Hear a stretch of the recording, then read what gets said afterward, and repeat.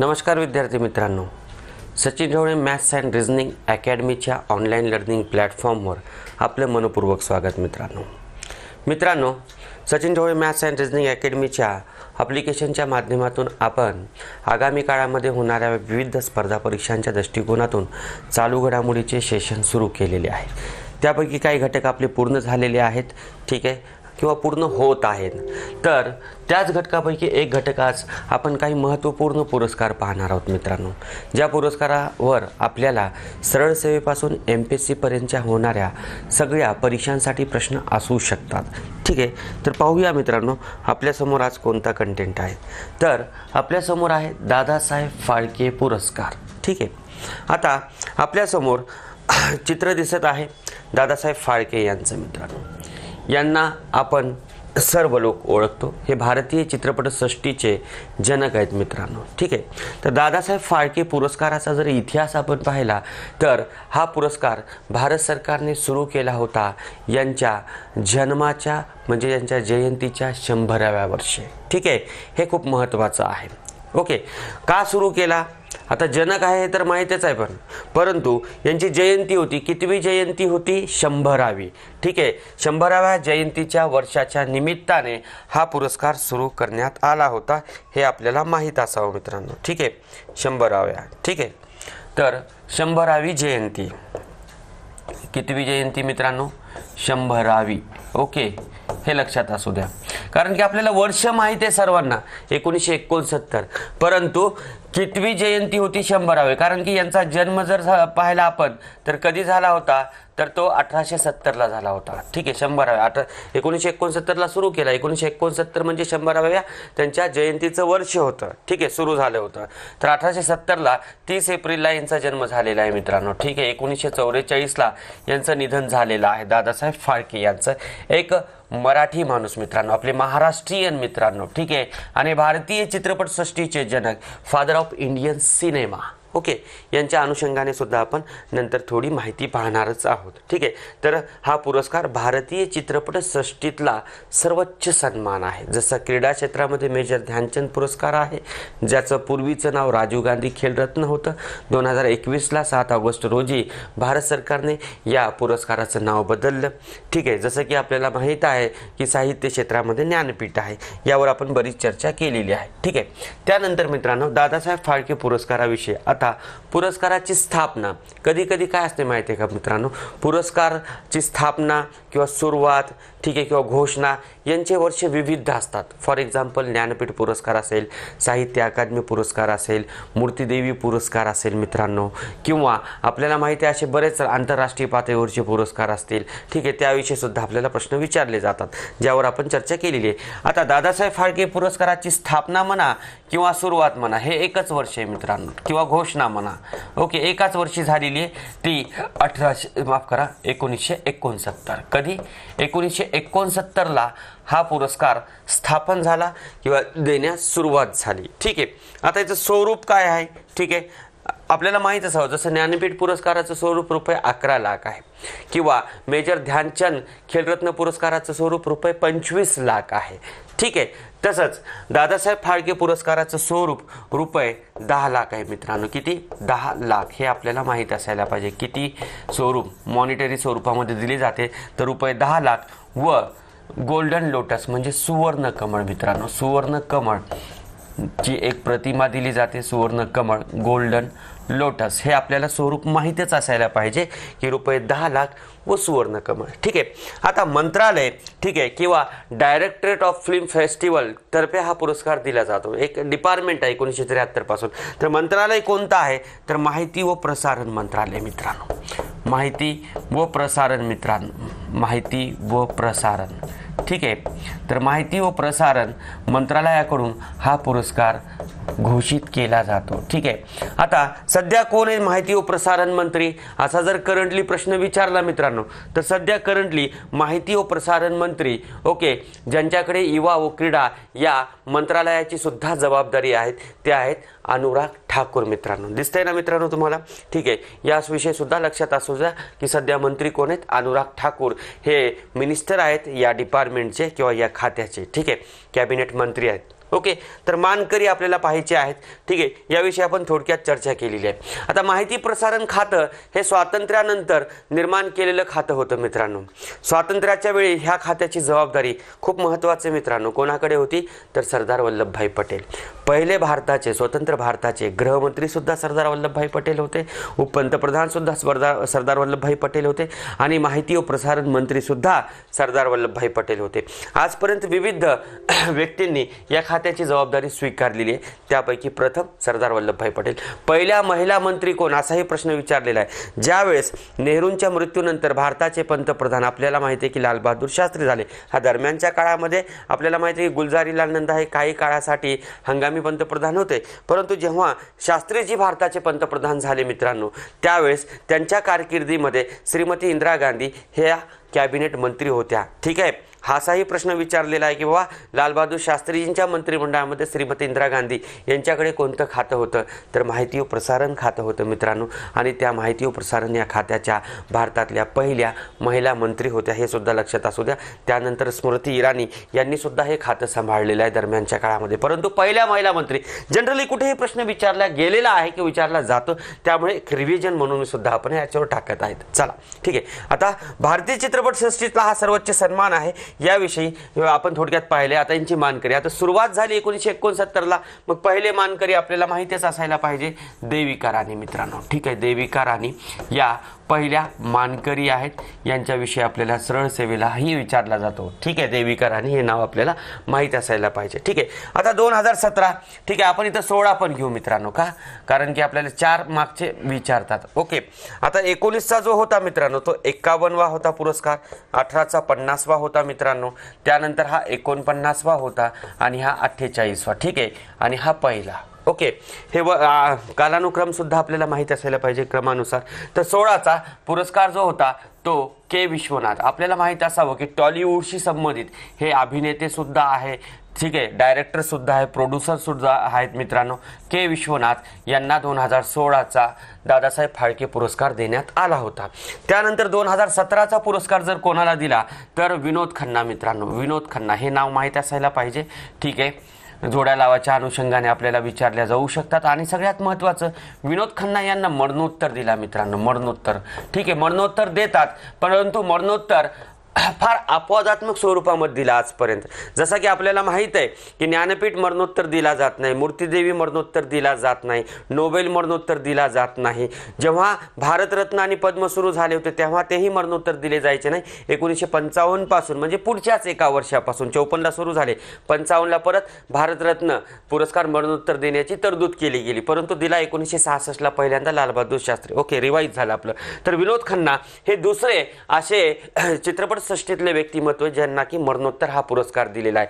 पहिले कोण होते तर पृथ्वीराज कपूर यांना 1971 साली हा पुरस्कार दिला होता, हे लक्षात असू द्या, मरणोत्तर. ठीक आहे, 2018चा पुरस्कार 17चा झालेला आहे. ठीक आहे, 16चा 18चा पुरस्कार अमिताभ बच्चन यांना दिला मित्रांनो. अमिताभ बच्चन आपल्याला माहीत असावं की हे जे काही मानकरी ते 50वे आहेत या पुरस्काराचे, म्हणजे सुवर्ण महोत्सवी पुरस्कार होता दादासाहेब फाळके. 50वा विशेष मेगा सुपरस्टार अमिताभ बच्चन यांना हा पुरस्कार देण्यात आलेला आहे. त्याशिवाय अमिताभ बच्चन यांना आपल्याला माहिती आहे की तिन्ही पद्म सन्मान आहेत, म्हणजे पद्मश्री, पद्मभूषण, पद्मविभूषण हे तिन्ही नागरी सन्मान त्यांना मिळालेले. त्यानंतर मित्रांनो 2019चा पुरस्कार कोणाला दिला तर आपल्याला माहिती आहे की ज्यांना आपण शिवाजीराव गायकवाड या नावाने ओळखतो. ठीक आहे, दक्षिण भारतातल्या चित्रपटसृष्टीशी संबंधित ओके रजनीकांत यांना हा पुरस्कार दिलेला हे सुद्धा लक्षात असू द्या. याशिवाय रजनीकांत यांना आपल्याला माहीत असावं की पद्मभूषण आणि पद्मविभूषण असे 2 सन्मान सुद्धा आहे. कोणते आहेत? पद्मभूषण आणि पद्मविभूषण, पद्मश्री नाही. अमिताभ बच्चन यांना पद्मश्री सुद्धा आहे, पद्मभूषण सुद्धा आहे, पद्मविभूषण सुद्धा आहे, परंतु रजनीकांत यांना पद्मभूषण आणि पद्मविभूषण.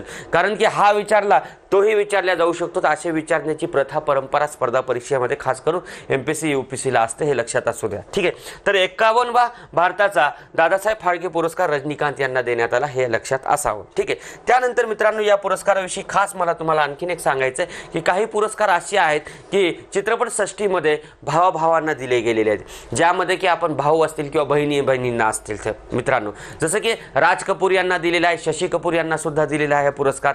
त्यानंतर आपल्याला माहीत असावं की BN रेड्डी, B नागी रेड्डी या दोन बंधूंना सुद्धा दिलेला आहे मित्रांनो. त्यानंतर BR चोपडा, यश चोपडा यांना सुद्धा हा पुरस्कार दिलेला आहे, हे सुद्धा लक्षात असू द्या.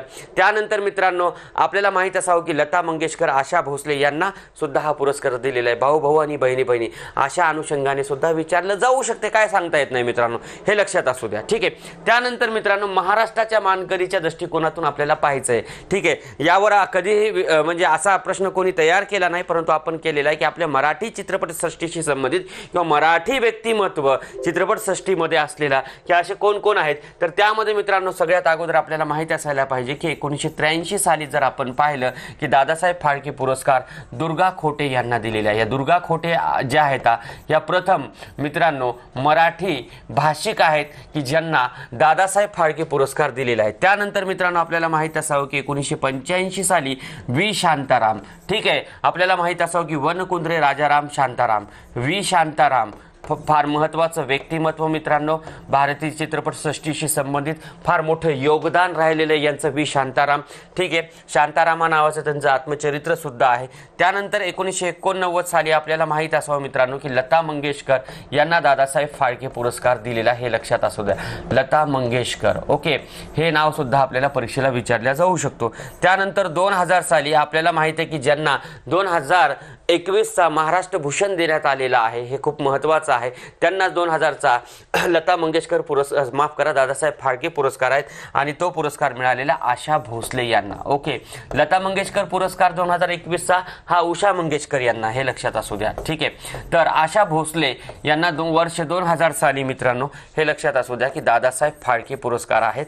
तर हे 4 व्यक्तिमत्व मराठी भाषिक किंवा चित्रपट सृष्टीतले महाराष्ट्रीयन आहेत की ज्यांना हा दादासाहेब फाळके पुरस्कार विविध वर्षासाठी देण्यात आलेला आहे.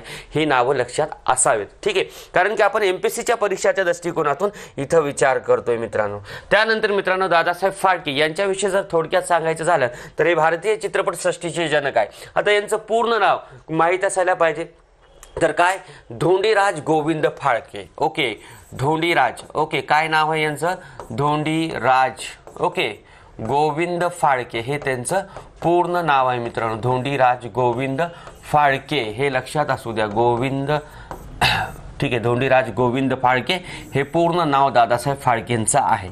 ठीक आहे. यांचा कालावधी जो आहे तो 1870 ते 1944 आहे. ठीक आहे. हे मुख्य परीक्षेला सुद्धा अभ्यासाला आहेत मित्रांनो. राज्यसेवेला फर्स्ट पेपरमध्ये, इतिहासामध्ये फर्स्ट पेपरमध्ये जर पाहिलं मुख्य परीक्षेला तर भारतीय चित्रपट, भारतीय कला संस्कृतीचा एक चॅप्टर आहे आपल्याला मित्रांनो. त्यांच्या अनुषंगाने बऱ्याच वेळेस विचारलेले म्हणजे दादासाहेब फाळके, शांताराम, व्ही शांताराम यांच्याविषयी सुद्धा, अण्णाभाऊ साठे मित्रांनो, त्यानंतर लावणी, तमाशा याविषयी सुद्धा, भारुडे याविषयी सुद्धा विचारतात. ठीक आहे. तर त्यानंतर आपल्याला माहित असावं की सगळ्यात महत्त्वाचं 3 मे 1913 रोजी भारतातला पहिला फुल लेंथ चित्रपट, पहिला जो की मूक चित्रपट होता तो प्रदर्शित झाला होता. मूक चित्रपट. ओके, मूक चित्रपट, हे लक्षात असू द्या.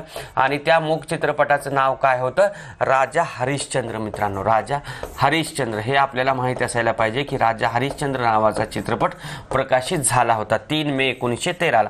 त्यामुळेच 3 मे हा आपल्या देशामध्ये राष्ट्रीय चित्रपट दिन म्हणून पाळला जातो मित्रांनो. हे महत्त्वाचं आहे की 3 मे काय आहे, 3 मे हे लक्षात असू द्या, राष्ट्रीय चित्रपट दिन. ओके, राष्ट्रीय चित्रपट दिन हे खूप महत्त्वाचं आहे. आणि याच दिवशी मित्रांनो आपल्या देशातले जे तर पुरस्कार दिले जातात चित्रपट सृष्टीतले 3 मे रोजी पुरस्कार दिले जातात. जसं क्रीडा क्षेत्रातला 29 ऑगस्ट रोजी दिला जातो, जसं की नोबेल 10 डिसेंबर रोजी दिला जातात. अमेरिकेचे राष्ट्रपती उपराष्ट्रपती शपथ घेतात 20 जानेवारी रोजी. ठीक आहे. या तारखा आपल्याला माहीत असायला पाहिजे विशिष्ट. ओके. त्यानंतर रॅमन मॅगसेसे पुरस्कार 31 ऑगस्ट रोजी. ठीक आहे. तर 3 मे हा काय झाला होता, रिलीज झाला होता आजच्या काळामध्ये एका चित्रपटगृहामध्ये. ठीक आहे. आणि त्या चित्रपटगृहाचं नाव सुद्धा आपल्याला लक्षात ठेवणं आवश्यक आहे. कोणत्या चित्रपटगृहामध्ये, मुंबईला हा रिलीज झाला होता. कोणत्या टाकीमध्ये, आपल्या भाषेमध्ये कोणत्या टाकीमध्ये पिक्चरच्या, तर ती होती कोरोनेशन नावाचं एक चित्रपटगृह आहे. जसं इरॉस हे जगप्रसिद्ध चित्रपटगृह साऊथ मुंबईला आहे मित्रांनो. जेव्हा तुम्ही जाताल मंत्रालयामध्ये नोकरीला त्यावेळेस तुम्हाला कळेल कोरोनेशन. ठीक आहे, कोरोनेशन नावाचं चित्रपटगृह आहे मित्रांनो मुंबईमध्ये. चित्रपटगृह, या चित्रपटगृहामध्ये हा चित्रपट प्रदर्शित झाला होता. हा पहिला मुख्य चित्रपट आहे. जसं की पहिला बोलपट सुद्धा विचारतात. पहिला बोलपट कोणता आहे हे सुद्धा आपल्याला लक्षात असू द्या. पहिला बोलपट आलम आरा आहे मित्रांनो. कोणता आहे? आलम आरा. ओके. आणि हा कोणी तयार केला होता? तर अर्देशीर इराणी हे त्याचे डायरेक्टर आहेत, निर्माते आहेत मित्रांनो. कोण आहेत? अर्देशीर इराणी. हे नाव लक्षात ठेवणं आवश्यक आहे. चला, थोडक्यात त्यांच्याविषयी आपण चर्चा केलेली आहे. पुढे पाहू. पुढे आहे मूर्ती देवी पुरस्कार. ओके. जसं ज्ञानपीठ पुरस्कार पाहिला, सरस्वती पुरस्कार पाहिला, व्यास पुरस्कार पाहिला, ठीक आहे, किंवा साहित्य अकादमी पाहायचा आहे मित्रांनो, तसंच मूर्तीदेवी, हे सर्व पुरस्कार भारतामध्ये जे आहेत तर साहित्य क्षेत्रामध्ये दिले जाणारे पुरस्कार आहे, लिटरेचर क्षेत्राशी संबंधित आहे मित्रांनो. ठीक आहे. आता मूर्तीदेवी पुरस्कार, जसा ज्ञानपीठ पुरस्कार कोणी सुरू केला मित्रांनो? आपल्याला माहिती आहे की भारतीय ज्ञानपीठ संस्थेने चालू केला. भारतीय ज्ञानपीठ संस्थेविषयी आपण अभ्यास केलाच होता मागच्या लेक्चरमध्ये. भारतीय ज्ञानपीठ संस्थेची स्थापना आपल्याला माहिती आहे की शाहू शांती प्रसाद जैन यांनी केली होती 1944 साली. का केली होती? भारतामध्ये साहित्य क्षेत्रामध्ये संशोधन करण्याच्या दृष्टिकोनातून केली होती. ठीक आहे. 44 ला स्थापना आहे बरं भारतीय ज्ञानपीठ संस्थेची. ठीक आहे. परंतु हा इथं आता भारतीय ज्ञानपीठ संस्थेने काय केलं होतं? ज्ञानपीठ पुरस्कार आणि मूर्तीदेवी पुरस्कारची स्थापना केली. मागच्याच थोड्या वेळापूर्वी मी सांगितलं की बाबा स्थापना आणि सुरुवात, ठीक आहे, यामध्ये कधी कधी फरक पडतो. ठीक आहे. जसं की ज्ञानपीठ पुरस्काराची स्थापना कधी झाली होती? 1961 ला. ज्ञानपीठ पुरस्कार दिला कधी होता? सुरुवात कधी झाली होती? 1965 ला. तसंच मूर्तीदेवी पुरस्काराची जी स्थापना आहे ते 1961 ला केली होती. कोणी केली स्थापना? भारतीय ज्ञानपीठ संस्थेनेच केली होती मित्रांनो. ठीक आहे. भारतीय ज्ञानपीठ संस्थे. भारतीय ज्ञानपीठ संस्थेकडून 2 पुरस्कार दिले जातात, एक ज्ञानपीठ पुरस्कार आणि एक आपल्याला माहित जे आपण पाहतो मूर्तीदेवी पुरस्कार. असे 2 पुरस्कार जे आहेत तर भारतीय ज्ञानपीठ संस्थेकडून दिले जातात. स्थापना मूर्तीदेवी पुरस्काराची 1961 ला. सुरुवात, जसं सुरुवात आपल्याला माहिती आहे ज्ञानपीठ पुरस्काराची कधी झाली? स्थापना 61 ला ज्ञानपीठची, सुरुवात 1965 ला आहे. तशी मूर्तीदेवी पुरस्काराची जी काही सुरुवात आहे ती 1983 ला आहे मित्रांनो. हे लक्षात असू द्या. हे वर्ष खूप महत्वाचं आहे. 1983 साली या पुरस्काराची जी तर आपण स्थापना केलेली हे आपल्याला माहीत असायला पाहिजे मित्रांनो. ठीक आहे. त्यानंतर स्वरूप आपल्याला माहीत असावं मित्रांनो. स्वरूप, जसं ज्ञानपीठ पुरस्काराचं स्वरूप ₹11 लाख आहे आणि दादासाहेब फाळकेचं ₹10 लाख आहे, तसं मूर्तीदेवी पुरस्काराचं स्वरूप मित्रांनो 4 लाख आहे. हे लक्षात असू द्या. 4 लाख. ओके. आता मूर्तीदेवी कोण आहेत असा जर प्रश्न विचारला, मूर्तीदेवी काय आहे बाबा, कोण आहेत? तर मूर्तीदेवी मित्रांनो आपल्याला माहीत असायला पाहिजे शाहू शांती प्रसाद जैन यांच्या त्या माता आहेत मित्रांनो. हे लक्षात आलं. Shahu. Okay. Shahu Shanti Prasad Jain Times of इंडियाशी संबंधित. ठीक आहे. यांच्या त्या आई आहेत मित्रांनो, माता आहेत, आई आहेत. कोण? मूर्तीदेवी. ठीक आहे. त्यांचाच नाव एका पुरस्काराला दिला गेला 1961 ला. परंतु सुरुवात कधी झाली? 1900 आपल्याला माहित असावं की 83 साली. ओके. त्यानंतर मित्रांनो आपल्याला माहित असावं या पुरस्काराविषयी आपण थोडक्यात. आता या पुरस्काराचे सुद्धा काही निकष आहेत मित्रांनो. ते निकष सुद्धा आपण पाहणं खूप आवश्यक आहे. ठीक आहे. निकष काय या पुरस्काराचे? हा पुरस्कार मरणोत्तर दिला जात नाही. जसं ज्ञानपीठ मरणोत्तर दिला जात नाही.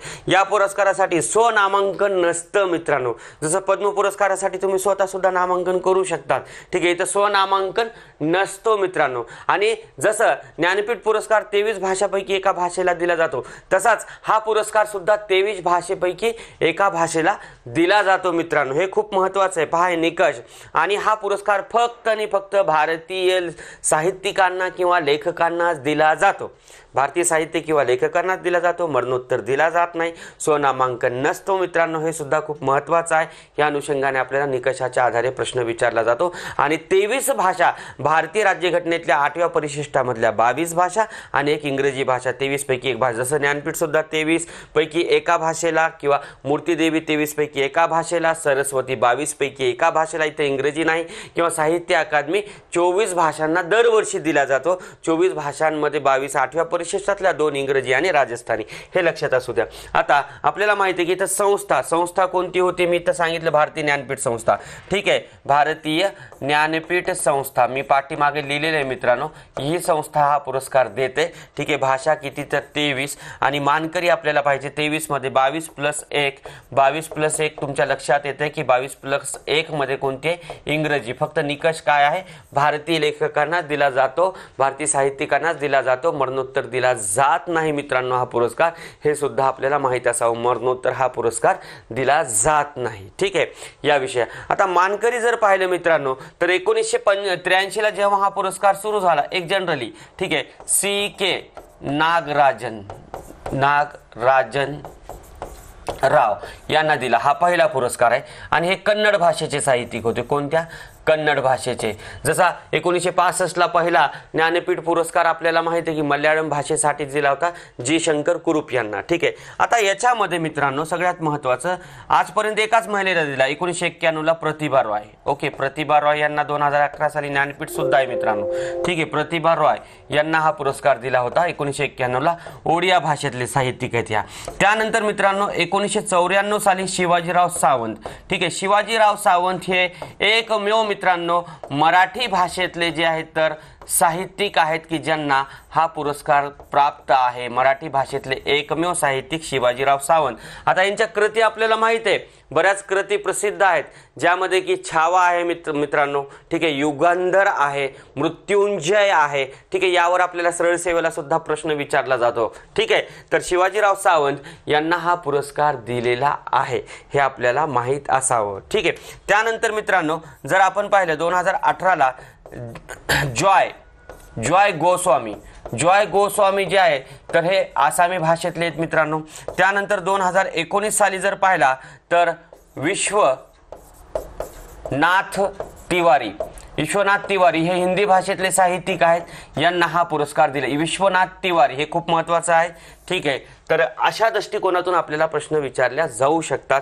ठीक आहे. या अनुषंगाने आपल्याला बऱ्याच वेळेस प्रश्न विचारलेले आहेत. ठीक आहे मित्रांनो, Sachin Dhawale maths and reasoning अकॅडमीचं ऑनलाईन लर्निंग ॲप्लिकेशन प्ले स्टोअरवर आहे, हे सगळ्यांना माहीतच आहे. आणि या प्ले स्टोअरवरची या ॲप्लिकेशनची माहिती जास्तीत जास्त विद्यार्थी मित्रांपर्यंत पोहोचवणं हे तुमचं पण कर्तव्य आहे मित्रांनो. विविध बॅचेस या ॲप्लिकेशनवर आहे. तुम्ही घरी राहून सगळ्या बॅचेस व्यवस्थित करू शकतात. विविध परीक्षांच्या दृष्टिकोनातून CSAT आहे, अंकगणित व बुद्धिमत्ता चाचणी, अंकगणित आहे, सामान्य बुद्धिमत्ता चाचणी आणि तर्कक्षमता परीक्षण, पोलीस भरतीसाठी अंकगणित व बुद्धिमत्ता चाचणी, चालू घडामोडी, संपूर्ण राज्यघटना, राज्यसेवा, GS बॅच, अशा विविध बॅचेस मित्रांनो माफक शुल्कामध्ये या ठिकाणी उपलब्ध आहेत. त्यासोबतच मित्रांनो सचिन ढवळे प्रकाशनाची विविध पुस्तके संपूर्ण महाराष्ट्रभर तुम्हाला उपलब्ध होतील. त्याशिवाय अन्य पुस्तके सुद्धा तुम्हाला घरी बसून राहून तुम्हाला मागवता येतील. ही फॅसिलिटी सुद्धा आपल्या कडून करण्यात आलेली आहे. यासाठी स्क्रीनवर दिलेले हे जे काही मोबाईल क्रमांक आहे यावर तुम्ही संपर्क साधू शकतात आणि आपल्या प्रकाशनासहित अन्य प्रकाशनाची पुस्तके सुद्धा तुम्ही घरी प्राप्त करू शकतात, तेही अत्यंत माफक शुल्कामध्ये मित्रांनो. ठीक आहे. तर या ठिकाणी आपण थांबूया मित्रांनो. धन्यवाद.